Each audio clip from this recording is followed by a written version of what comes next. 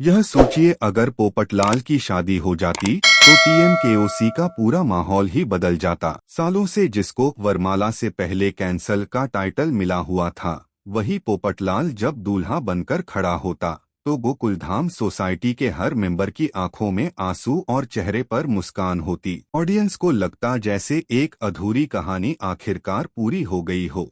शादी के बाद सबसे पहला बदलाव पोपटलाल के नेचर में आता। जो इंसान हर बात पर इमोशनल हो जाता था, शादी के बाद थोड़ा जिम्मेदार और मैच्योर दिखने लगता। पहले जो सोसाइटी के हर फंक्शन में सिर्फ लड़कियों की तरफ उम्मीद भरी नजरों से देखता था, अब वही पोपटलाल अपनी वाइफ के साथ शांति से बैठकर मुस्कुराता। और यहीं से कॉमेडी का एक नया चैप्टर शुरू होता।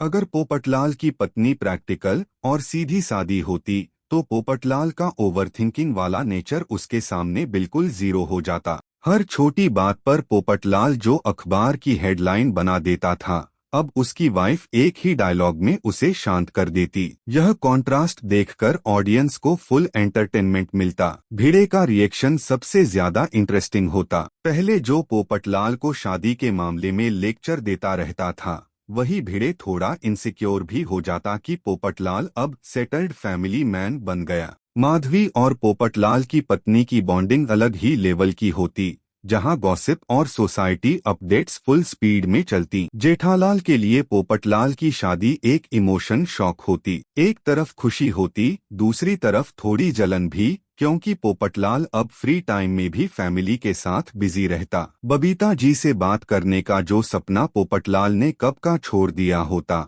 वो अब सिर्फ एक पुरानी फनी मेमोरी बन जाता।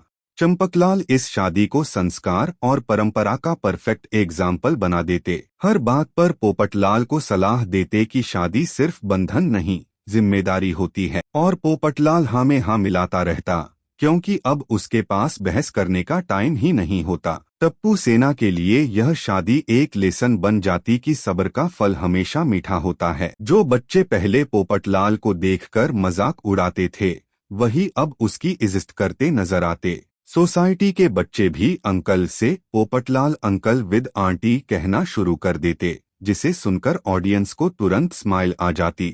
ओवरऑल अगर पोपटलाल की शादी हो जाती तो टीएमकेओसी को एक इमोशनल के साथ साथ कॉमेडी से भरा मजबूत ट्रैक मिल जाता।